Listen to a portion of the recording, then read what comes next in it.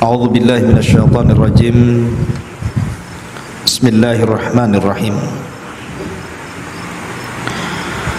لا أقسم بهذا البلد وأنت حل بهذا البلد ووالد وما ولد لقد خلقنا الإنسان في كبد أيحسب أن لن يقدر عليه أحد يقول أهلكت مالا لبدا أيحسب أن لم يره أحد ألم نجعل له عينين ولسانا وشفتين وهديناه النجدين فلاقتحم العقبة وما أدراك ما العقبة فك رقبة أو إطعام في يوم ذي مسغبة يتيما ذا مقربة أو مسكينا ذا متربة ثم كان من الذين آمنوا وتواصوا بالصبر وتواصوا بالمرحمة أولئك أصحاب الميمنة والذين كفروا بآياتنا هم أصحاب المشأمة عليهم نار مؤصدة. Baik, kita masuk pada suratul balad. Suratul balad dalam tartib Al-Quran masuk pada surah ke-90. Dia memiliki 20 ayat, 82 kalimat dan 335 huruf. Dan suratul balad turun di kota Mekah. Ma'asyiral muslimin yang dimuliakan Allah Subhanahu wa taala, kita baca dulu artinya. Dengan nama Allah Subhanahu wa taala yang Maha Pengasih lagi Maha Penyayang, aku bersumpah dengan negeri ini, dan engkau ya Muhammad bertempat di negeri ini, demi pertalian bapa dan anaknya. Sungguh kami telah menciptakan manusia berada dalam susah payah. Apakah dia manusia itu mengira bahwa tidak ada sesuatu apapun yang berkuasa atasnya? Dia mengatakan, aku telah menghabiskan harta yang banyak. Apakah dia mengira bahwa tidak ada sesuatu pun yang melihatnya? Bukankah kami yang telah menjadikan untuknya sepasang mata dan lidah dan sepasang bibir, dan kami telah menunjukkan kepadanya dua jalan, tetapi dia tidak menempuh jalan yang mendaki dan sukar. Dan tahukah kamu apakah jalan yang mendaki dan sukar itu? Yaitu melepaskan perbudakan atau memberi makan pada hari terjadi kelaparan, anak yatim yang ada hubungan kerabat, atau orang miskin yang sangat fakir. Kemudian dia termasuk orang-orang yang beriman dan saling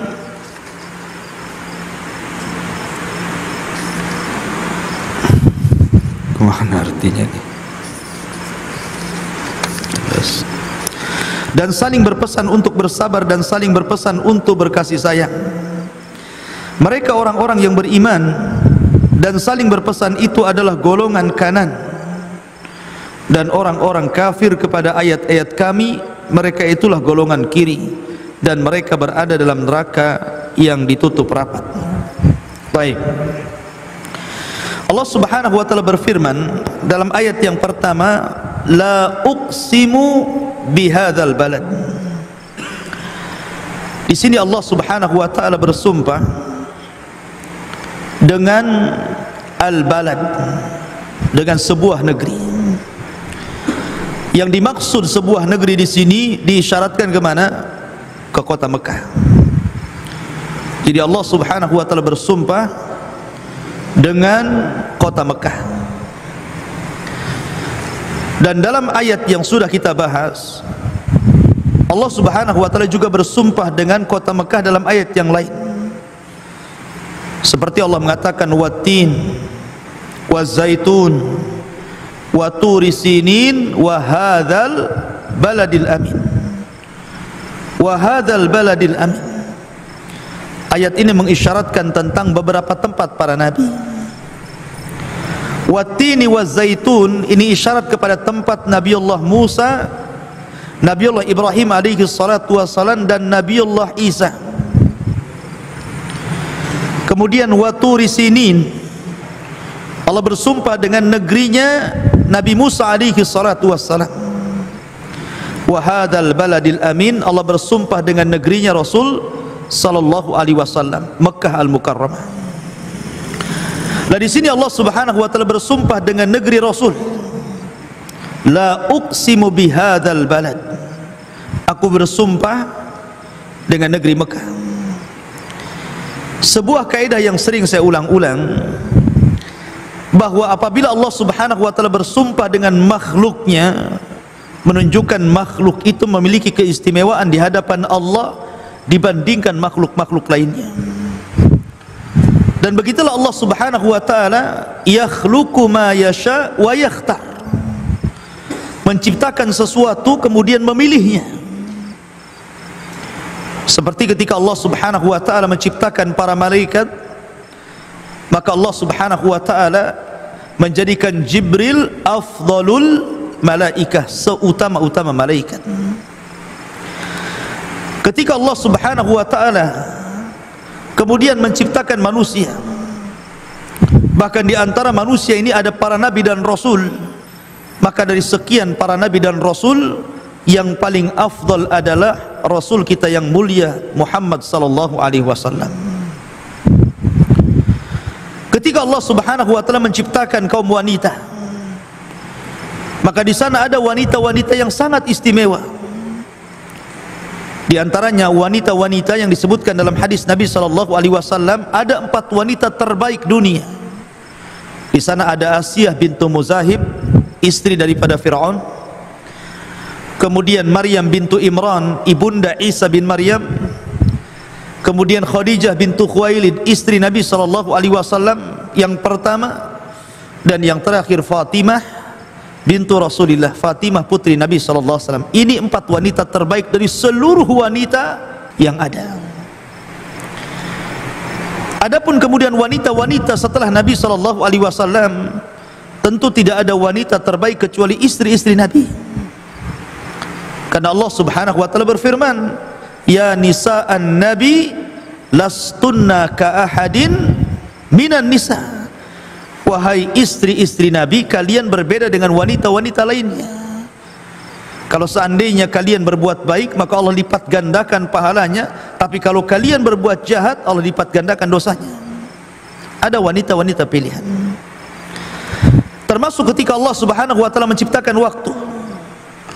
Di sana ada hari terbaik dari semua hari, hari Jumat. Di sana ada bulan terbaik dari seluruh bulan Ramadan. Bahkan ada 4 bulan yang sangat istimewa, Dzulqa'dah, Dzulhijjah, Muharram, dan bulan Rajab. Bahkan dari 4 bulan yang istimewa, bulan Dzulqa'dah bulan yang paling istimewa. Lah begitu juga ketika Allah Subhanahu wa taala menciptakan tempat-tempat di permukaan bumi ini, maka Allah Subhanahu wa taala terkadang melebihkan satu tempat dibandingkan tempat yang lainnya. Salah satunya Makkah. Karena Allah Subhanahu wa taala menjadikan di beberapa ayat dalam Al-Qur'an sebagai sumpahnya, dan Allah bersumpah dengan makhluk yang dikehendakinya. Atau umpamanya Bukit Tur, Allah Subhanahu wa taala sering bersumpah dengan Bukit Tur. Wa tur wa kitabim mastur, wa tini wa zaitun wa turi sinin, menunjukkan bahwa Bukit Tur itu bukit istimewa. dibandingkan bukit-bukit yang lainnya. Maka begitu juga Mekah di sini, Allah bersumpah dengan Mekah karena memang Mekah itu memiliki keistimewaan tersendiri. Bahkan orang yang sholat di areal haram, di areal haram, tidak mesti di Masjid Haram, ya, pokoknya di masjid-masjid yang masih dalam lingkup tanah haram, maka pahalanya sama dengan orang yang sholat di luar haram 100.000 kali. Jadi kalau antum sholat di Masjidil Haram atau masjid-masjid yang lainnya yang jelas masih masuk dalam areal haram, masuk dalam tanah haram, maka satu kali sholat di sana sebanding dengan 100.000 kali sholat di masjid-masjid lainnya. Ini menunjukkan keistimewaan. Belum lagi memang Mekah itu dipilih oleh Allah Subhanahu wa taala sebagai kelahiran Nabi. Makanya kota Mekah itu dimuliakan karena dua. Pertama adanya Ka'bah, yang kedua diutusnya Nabi. Makanya kenapa negeri ini istimewa kan? Di situ ada Ka'bah, di mana Ka'bah ini menjadi kiblat seluruh manusia. Jadikan kiblat kaum muslimin. Dimanapun anda berada, di belahan manapun, tetap seorang muslim kalau sholat menghadap ke Ka'bah ini. Dan ini kemuliaan. Terlebih Ka'bah itu dinisbatkan kepada Allah, Baitullah, rumahnya Allah. Bukan berarti Allah tinggal di situ, ya. Maksudnya penisbatan Ka'bah kepada Allah, Baitullah, menunjukkan di sini nisbatus syaraf, penisbatan kemuliaan. Seperti naqatullah, untanya Allah, bukan berarti kemudian Allah itu bawa unta gitu kan, itu untanya Allah. Tidak menunjukkan kemuliaan unta, mukjizatnya Nabi Saleh. Jadi sesuatu yang dinisbatkan kepada Allah itu mulia.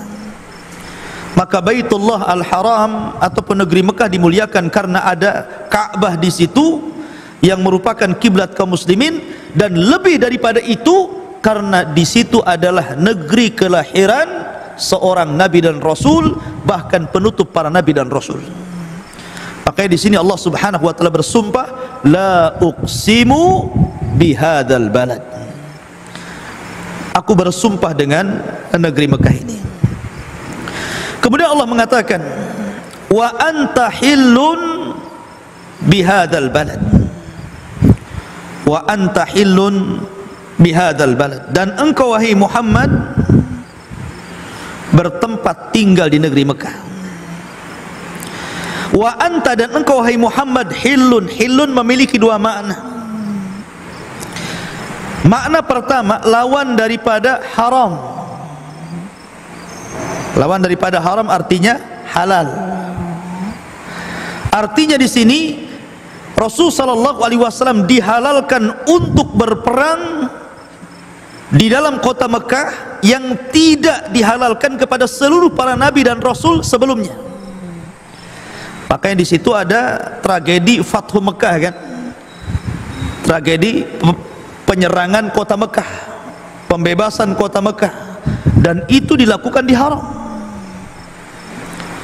Sementara melakukan peperangan bagi para nabi dan rasul sebelum Rasulullah tidak boleh, tapi Allah Subhanahu wa taala halalkan. Ini makna pertama. Ada juga yang mengatakan bahwa Allah menghalalkan kepada Rasul untuk membunuh orang-orang musyrik dan mengusir dari tanah haram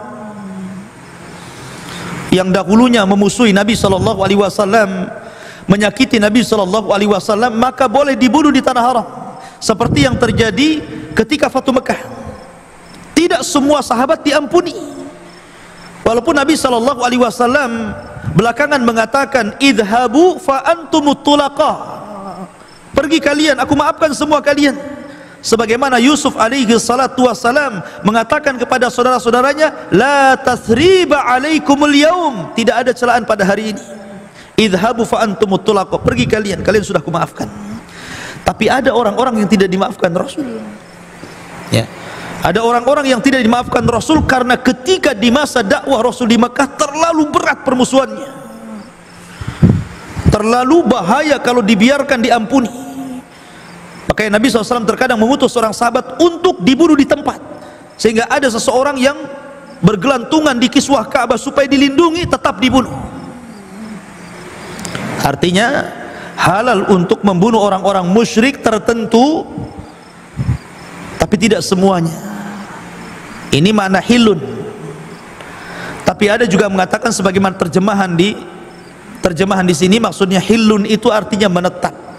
Dan engkau demi engkau yang menetap bihadzal balad, di tanah Mekah ini. Karena memang Nabi SAW lahir di sini, hidup remaja di sini, kemudian menikah juga di negeri ini, negeri Mekah. Kemudian diangkat menjadi nabi dan rasul pun di kota Mekah. Bahkan 13 tahun berdakwah pun di kota Mekah. Baru setelah kemudian hijrah ke kota Madinah 10 tahun dan meninggal di hari Senin bulan Rabiul Awal tepat pada tahun 11 Hijriah. Ma'asyiral muslimin, muliakan Allah Subhanahu wa taala, wa anta hillun bihadzal balad. Kemudian wa walidin wa ma walad, wa walidin wa ma walad. Kalimat walid,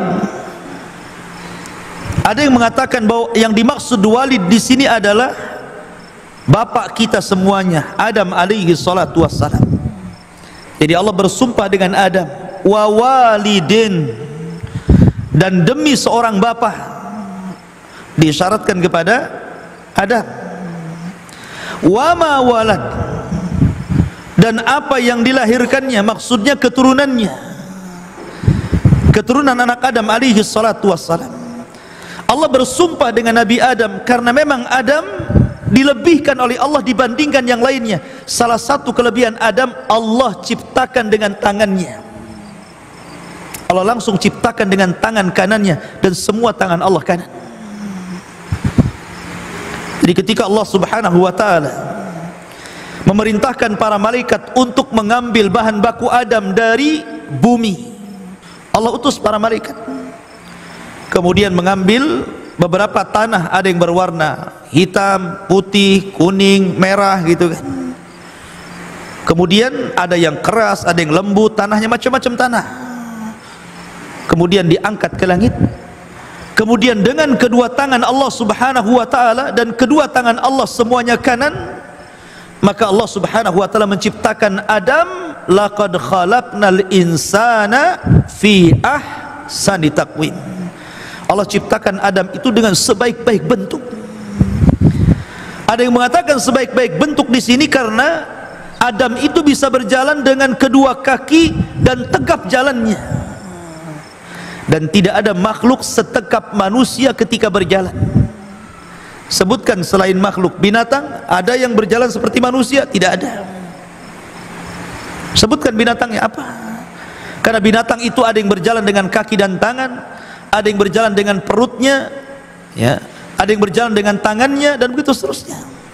Hanya manusia yang berjalan dengan dua kaki dan mantap. Laqad khalaqnal insana fi ahsani taqwim. Dan Nabi Adam diciptakan oleh tangan Allah, ini sebuah kemuliaan.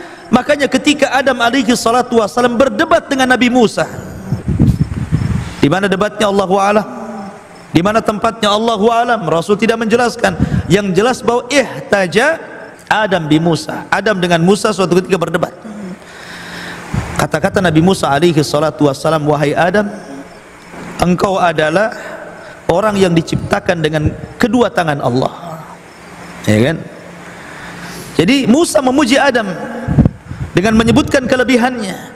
Dari sinilah kemudian kenapa malaikat sujud kepada Adam sebagai sujud pengagungan, karena Adam itu lebih mulia. Makanya kemudian malaikat sujud kepada Adam. Dan ketika Allah Subhanahu wa taala menciptakan Adam dengan tangannya sebagai kemuliaan untuk merendahkan syaitan yang merasa sombong, iblis, di hadapan Adam, khalaqtani min nar wa khalaqtahu min tin. Kau ciptakan aku dari tanah, sementara kau ciptakan Adam dari kau ciptakan aku dari api, sementara kau ciptakan Adam dari tanah. Salah wahai iblis, Allah ciptakan Adam dengan tangannya, sementara engkau tidak diciptakan dengan tangannya. Dari sini menunjukkan bahwa Allah bersumpah dengan Adam karena punya kelebihan. Wa walidin, maksudnya demi bapak kita Adam, wa ma walad, dan apa yang dilahirkannya dari keturunannya. Seluruh keturunan Nabi Adam Allah muliakan. Wa qad karramna bani Adam, kami muliakan anak-anak Adam. Manusia itu Allah muliakan, ikhwan, dibandingkan makhluk lainnya. Di antara kemuliaan manusia, Allah berikan akal yang tidak diberikan kepada makhluk lainnya. Malaikat hanya diberikan nafsu untuk beribadah saja, sementara iblis diberikan nafsu untuk maksiat, ya, dan juga akal untuk ibadah, tapi lebih ke maksiat. Tapi binatang, lihat, tidak punya akal. Jadi yang Allah subhanahu wa ta'ala muliakan adalah manusia, karena Allah lebihkan dengan akalnya. Bahkan Allah subhanahu wa ta'ala jadikan manusia ini khalifah fil ardh, ya. Ma'asyiral muslimin yang dimuliakan, ini satu penafsiran. Ada yang mengatakan wa walidin wa ma walad, artinya orang yang memiliki anak dan yang tidak memiliki anak. Wa walidin, dan orang yang punya anak. Wa ma di sini nafiyah, artinya tidak, bimakna la, tidak. Wa ma, dan tidak walad, yang punya anak. Jadi tidak perlu bersedih orang yang tidak punya anak. Allah sumpah di sini kan, karena manusia ada yang Allah takdirkan diberikan keturunan, ada manusia yang Allah tidak berikan keturunan. Bukan berarti kemudian yang diberikan keturunan lebih mulia dibandingkan yang tidak diberikan keturunan. Tidak demikian, karena Allah bersumpah dengan keduanya. Ada juga yang mentafsirkan seperti itu.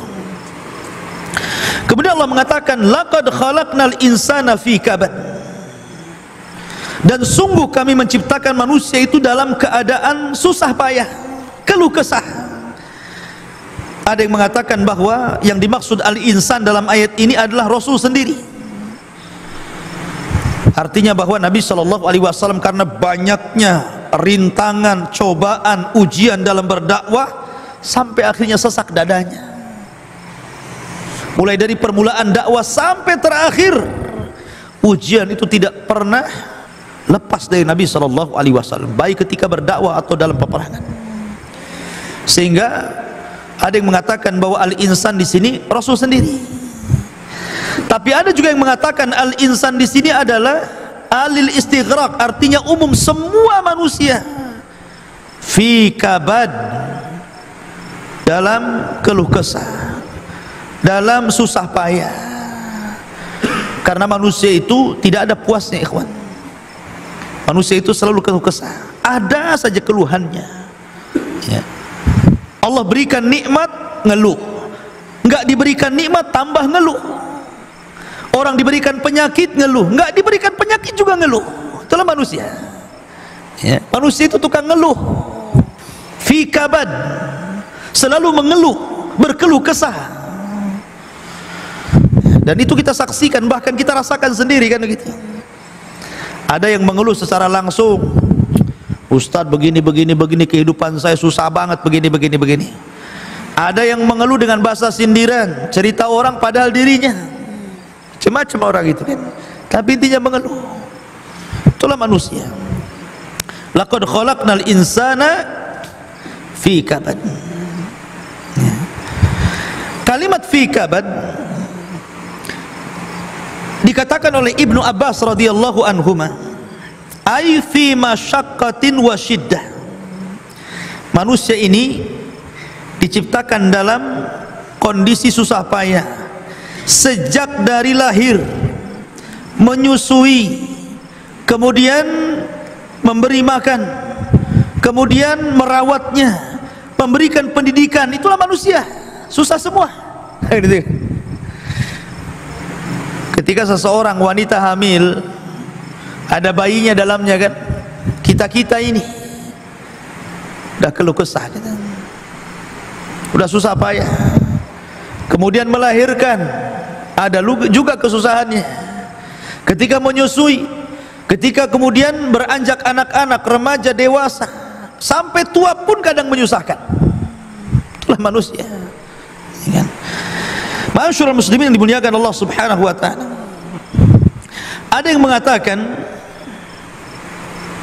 lam yakhluqullahu khalqan yukabidu ma yukabidu ibni Adam wa huwa ma'a dzalika ad'aful khalqi. Ada yang mengatakan bahwa tidak Allah menciptakan sebuah makhluk yang paling sulit diciptakan Allah Subhanahu wa taala melebihi manusia. Jadi ketika Allah menciptakan yang lainnya mudah, tapi ketika menciptakan Adam dengan kedua tangannya itu sulit. Tetapi walaupun demikian makhluk itu sangat lemah. Kita ini lemah. Makanya kemudian ketika manusia itu diciptakan, Adam diciptakan, belum ditiupkan ruh, maka iblis datang, tengok-tengok patungnya Adam, masuk di lubang telinga, keluar di lubang hidung, masuk ke lubang hidung, keluar di lubang mulut. Kemudian mengatakan, lau sullitu alayya la uhlikan. Kalau seandainya dia diserahkan kepadaku, ku hancurkan dia. Ya, memang itu iblis hasadnya. Makanya ketika ditiupkan roh, iblis tak mau sujud. Ya, padahal iblis itu di antara para malaikat ketika itu. Ma'asyiral muslimin yang dimuliakan Allah Subhanahu wa taala. Kemudian Allah mengatakan, ayah sabul insan alla yaqdira alaihi ahad. Ayah sabul insan, apakah dia manusia itu mengira bahwa tidak ada sesuatu apapun yang berkuasa atasnya. Ayat ini ikhwah fillah dimuliakan Allah Subhanahu wa taala sebagai sebab turunnya surah Al-Balad ini. Jadi sebagai sebab turunnya surah Al-Balad ini dari ayah sabul allam yarahu ahad, ayah sabu alla yaqdiru alaihi ahad, yaqulu ahlaqtu malan lubada, ayah sabu allam yarahu ahad, sampai beberapa ayat berikutnya. Ini sebab turunnya di sini. Jadi di zaman itu ada seorang musyrik yang bernama Al-Ashad ibn Kaldah Al-Jumahi. Al-Ashad ibn Kaldah Al-Jumahi. Dia sangat sombong dengan kekuatan badannya, karena dia punya fisik kuat, si Ashad ibn Kaldah ini, dan orang yang paling memusuhi Nabi. Ya, orang yang paling memusuhi Nabi sallallahu alaihi wasallam, sampai-sampai dia mengatakan, anfaqtu fi adawati Muhammadin malan katsiran, sungguh aku telah menginfakkan untuk memusuhi Nabi sallallahu alaihi wasallam harta yang banyak. Jadi fisiknya juga memusuhi Nabi, hartanya juga untuk memusuhi Nabi. Dalam riwayat yang lain, ayat ini turun kepada seorang yang bernama Al-Harith ibn Amir. Al-Harith ibn Amir ibn Nufal, di mana dia suatu ketika melakukan dosa, kemudian meminta fatwa kepada Nabi sallallahu alaihi wasallam. Kemudian Nabi SAW menyuruhnya untuk membayar kafarah. Akhirnya kemudian dia pun menjadi bangkrut gara-gara bayar kafarah, dan mengatakan, laqad dhahaba mali fil kafarati wan nafaqat, sungguh telah habis hartaku untuk membayar kafarah dan nafkah, mundu dakhaltu fi dini Muhammad, sejak aku masuk kepada agama Muhammad, bukannya makin maju makin bangkrut. Makanya Allah mengatakan, ayah sabu allam yarahu ahad, ayah sabu allan yaqdiru alaihi ahad, yaqulu ahlaqtu mala lubada.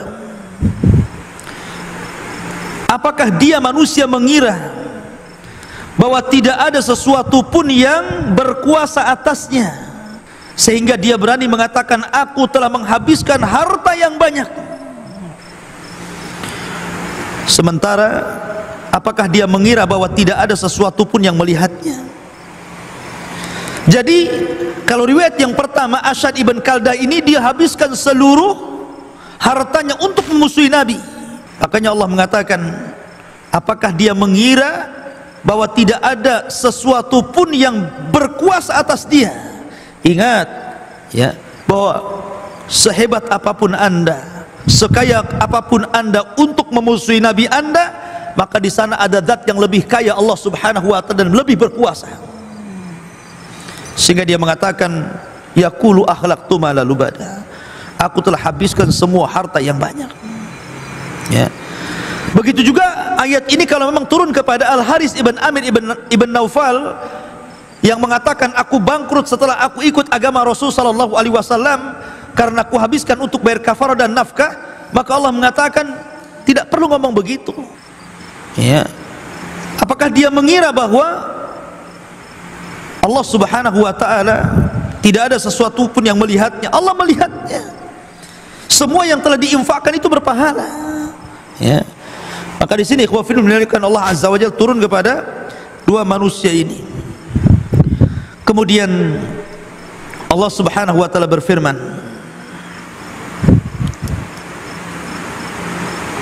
ayahsabu allam yarahu ahad, ayahsabu alla yaqdiru alaihi ahad. Apakah manusia itu mengira bahwa tidak ada sesuatu pun yang berkuasa atasnya? Maksudnya ayadhunnu hada syaki al-fajir al-mughtar bi quwwatihi anna Allah la yaqdir alaihi li syiddatihi wa quwwatihi. Apakah dia mengira orang fajir, orang fasik yang merasa bangga dengan kekuatan badannya, Allah tidak sanggup untuk menghancurkan walaupun dia kuat dengan sekuat apapun? Allah yang menciptakannya, maka Allah juga yang akan menghancurkannya. Ya. Kemudian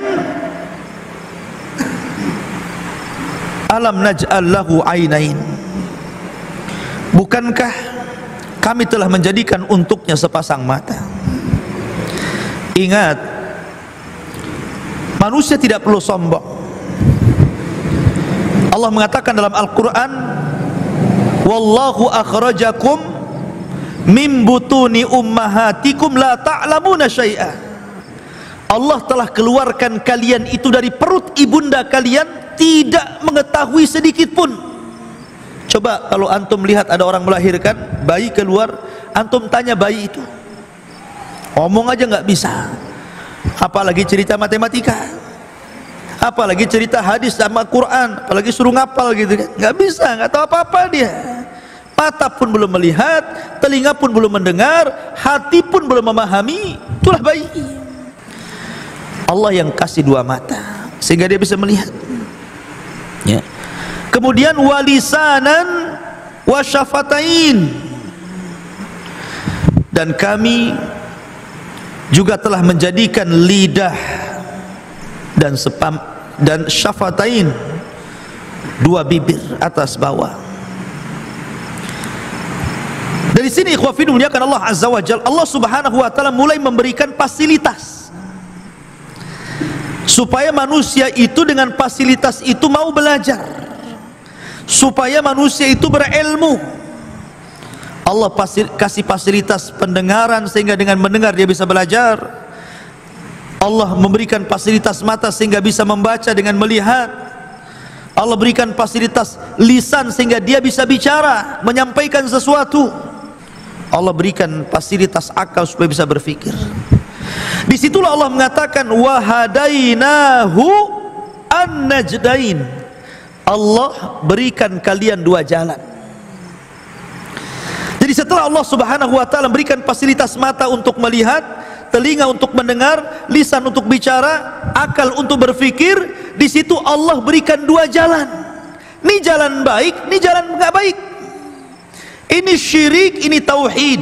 Ini sunnah, ini yang enggak sunnah. Ini yang taat, ini yang maksiat. Ini yang baik, ini yang buruk.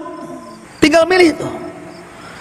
Karena kita sudah ada fasilitas untuk memilih pendengaran, penglihatan, lisan, akal, dan begitu. Kalau seandainya kemudian dia memilih jalan yang buruk, jangan salahkan Allah. Itu pilihan dia. Dan kelak Allah Subhanahu wa ta'ala akan membalasnya. Begitu juga ketika kemudian dia memilih jalan yang baik, maka itu sebuah keberuntungan bagi dia, di mana dia betul-betul memanfaatkan fasilitas yang Allah berikan dari penglihatan, pendengaran, lisan dan juga pikiran. Dan Allah juga akan membalasnya. Semua akan dibalas oleh Allah Subhanahu wa taala.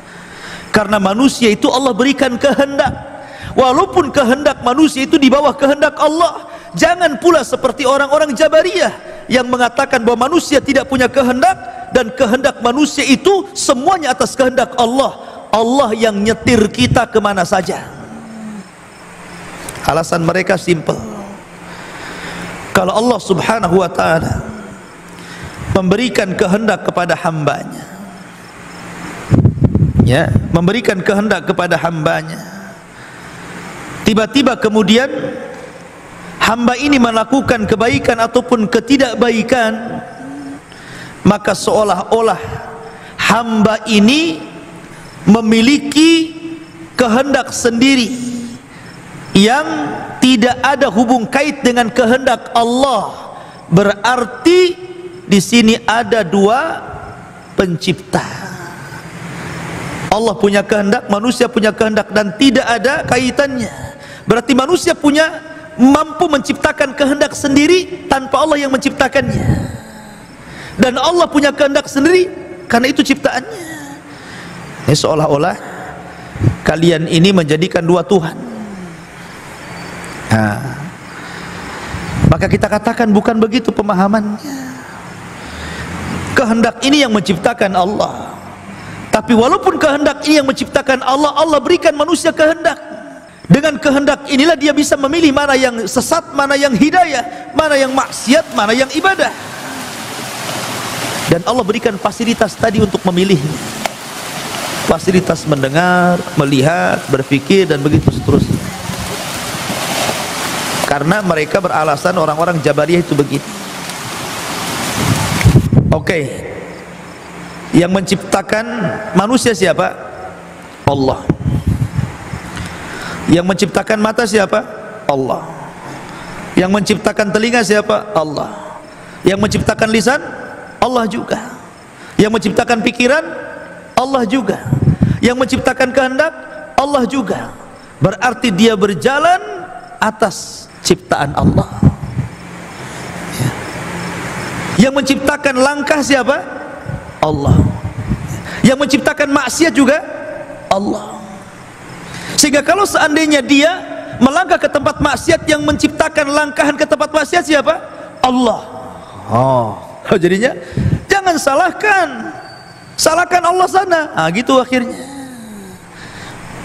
Kalau sudah seperti ini enak. Kalau ahli maksiat ini paling enak ikut Jabariyah ini. Kapan lu tobat? Terserah Allah. Kan gitu ya, ujung-ujungnya terserah Allah gitu. Jadi enak aja orang maksiat gak tobat-tobat karena terserah Allah. Ya. La ikhwafin, muliakan Allah Subhanahu wa ta'ala. Maka Jabariyah ini kelompok sesat. Ya. Ikhwafin, muliakan Allah Subhanahu wa hadainahu najdain. Falak tahamal aqabah, tetapi dia tidak menempuh jalan yang mendaki dan sukar. Jalan yang mendaki dan sukar itu jalan kebaikan. Ya. Jalan kebaikan itu sulit, ikhwan. Kenapa? Karena ketika Allah menciptakan sorga dan neraka, sorga itu dikelilingi bil makari, dengan perkara-perkara yang dibenci orang. Tapi ketika Allah menciptakan neraka, justru Allah pagari neraka itu bisyahwat, dengan hal-hal yang disukai orang. Makanya maksiat sebesar apapun dananya, walaupun harus ngabisin harta, walaupun harus mati sekalipun di situ, tetap saja banyak orang maksiat tuh. Dibela-belain maksiat itu. Tapi ibadah kepada Allah, walaupun masjidnya, rumahnya samping masjid, suara adzannya kencang, hanya beberapa langkah saja, tidak bayar, berat juga dia jalan ke masjid. Kenapa berat? Karena memang berat. Itulah jalan yang sukar lagi melelahkan itu. Walaupun dekat apalagi suruh ke masjid yang jauh.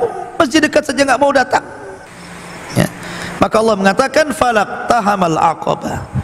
Wa ma adraka mal aqabah.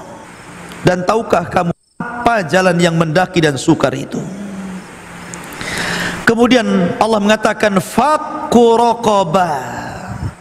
Jalan yang mendaki dan sukar itu salah satu contohnya adalah fakku raqabah, berusaha untuk memerdekakan budak. Daripada hartamu untuk memusuhi Nabi, seperti yang dilakukan oleh Al-Ashad tadi kan, Ibn Kaldah Al-Jumahi, dihabiskan hartanya untuk memerangi Nabi. Ngapain? Bagus kemerdekakan budak ini ya. Makanya ikhwah fillah menyatakan Abu Bakar Siddiq radhiyallahu an semasa dakwah di kota Mekah 20 budak lebih dimerdekakannya. Salah satunya Bilal ibn Rabah. Bilal ibn Rabah ya, dimerdekakan Abu Bakar Siddiq radhiyallahu an. Setiap ada budak yang disiksa oleh orang-orang Quraisy, Abu Bakar datang dan menginfakkan hartanya untuk membeli budak itu walaupun harganya enggak wajar. Sampai Abu Kuhafah, ayahandanya Abu Bakar Siddiq radhiyallahu an, komplain sama anaknya, "Nak, kalau engkau memang ingin membeli budak, cari budak yang kuat, cari budak yang bermanfaat. Biasanya kalau orang beli budak itu untuk melindungi tuannya. Kenapa kau pula beli budak yang lemah-lemah, yang enggak bisa dimanfaatkan, yang enggak bisa melindungi kamu?" Tapi Abu Bakar mengatakan, "Wahai Abi, saya memerdekakan mereka liwajhillah, karena mengharap wajah Allah." Dari sinilah turun ayat wasayajannabuhal atqa alladzi yu'ti malahu yatazakka wa ma li ahadin indahum min ni'matin tujza illa ibtigha'a wajhi rabbihil a'la wala saufa yardha. Turun kepada Abu Bakar, dan kelak Abu Bakar itu akan dijauhkan dari api neraka, yang telah menginfakkan hartanya untuk mensucikan dirinya, dan tidaklah nikmat yang Allah berikan kepadanya dia mengharap ada balasan kecuali wajah Allah, dan kelak dia akan mendapatkan keridhaannya. Harusnya seperti itu, seperti Abu Bakar. Jangan kemudian seperti orang-orang yang menafkahkan harta untuk memusuhi Allah, memusuhi Rasulullah. Apakah ini hanya di zaman Rasul? Tidak, di zaman sekarang juga banyak yang berusaha mendanai dalam rangka untuk memusuhi agama Allah. Terkadang orang yang menyampaikan sunnah Nabi SAW dihujat, bahkan dicari-cari kesalahannya, kemudian dibayarlah peguam-peguam, lawyer-lawyer, dikasuskan kata-katanya, kalau perlu dijeboskan ke penjara. Banyak kriminal terhadap ulama, ya kan? Masyurul muslimin, daripada anda kemudian melakukan kejahatan kepada para ulama, bagus harta itu gunakan untuk kesejahteraan masyarakat. Banyak ke orang-orang susah, orang-orang miskin, orang-orang yang enggak mampu. Kenapa kemudian mendanai sesuatu hal untuk kerusakan bangsa? Maka Allah mengatakan au it'amun fi yaumin dzi masghabah, atau memberi makan pada hari terjadinya kelaparan. Daripada mendanai kemudian untuk merusak umat dan bangsa, bagus danai orang-orang yang sedang kelaparan, orang yang sedang kena musibah seperti hari ini di Lombok sana kan, ya kan? Danai saja mereka ya. Itu lebih baik dibandingkan kemudian mendanai untuk kejahatan. Yatiman dza maqrabah, atau memberi makan anak-anak yatim yang ada hubungan kerabat dengan kita. Terkadang kita ini punya saudara, punya paman, punya bibi, punya ponakan. Mungkin di antara kerabat kita itu ada yang meninggal bapaknya, punya anak yatim. Terkadang kita tidak pernah memperhatikan anak yatim yang ada hubungan kerabat, justru kita sibuk menyumbang orang lain. Salah. Allah mengatakan yas'alunaka madza yunfiqun qul ma anfaqtum falil walidaini wal aqrabin. Mereka bertanya-tanya kepadamu yang Muhammad tentang harta yang paling baik untuk diinfakkan kepada siapa. Qul, katakan ya Muhammad, bahwa infak yang baik itu yang pertama untuk kedua orang tua, baru untuk kerabat. Kerabat dulu, ya, baru kemudian orang lain. Au miskinan dza matrabah, ataupun memberi makan orang-orang miskin yang sangat-sangat fakir. Jadi pilah-pilah lah kan gitu. Kalau memang ini sama-sama miskin tapi ini fakir sekali, maka prioritaskan orang itu. Ya. Kemudian summa kana minal ladzina amanu wa tawassau bis sabri wa tawassau bil marhamah. Kemudian dia termasuk orang-orang yang seperti itu, yang memerdekakan budak, yang memberi makan fakir miskin ketika kelaparan, anak yatim yang ada hubungan kerabat, orang-orang miskin yang sangat kelaparan, maka dialah termasuk orang-orang yang beriman dan saling berpesan untuk bersabar dan saling berpesan untuk berkasih sayang. Mereka lah orang-orang yang beriman, yang selalu saling berikan nasihat. Maka Allah mengatakan ulaika ashabul maimanah, mereka lah golongan yang kanan. Ketika Allah Subhanahu wa taala menghamburkan catatan-catatan anak Adam pada hari kiamat, maka di antara mereka ada yang mengambil dengan tangan kanannya dan ada juga yang mengambil dengan tangan kirinya. Maka beruntunglah orang-orang yang disebut ashabul yamin, yang mengambil dengan catatannya dengan tangan kanannya, dan rugilah orang-orang yang mengambil catatan dengan tangan kirinya. Walladzina kafaru biayatina hum ashabul masy'amah, dan orang-orang kafir kepada ayat-ayat kami, mereka itulah golongan yang kiri. Alaihim narun muqsadah, mereka berada dalam neraka yang tertutup rapat, tidak bisa keluar.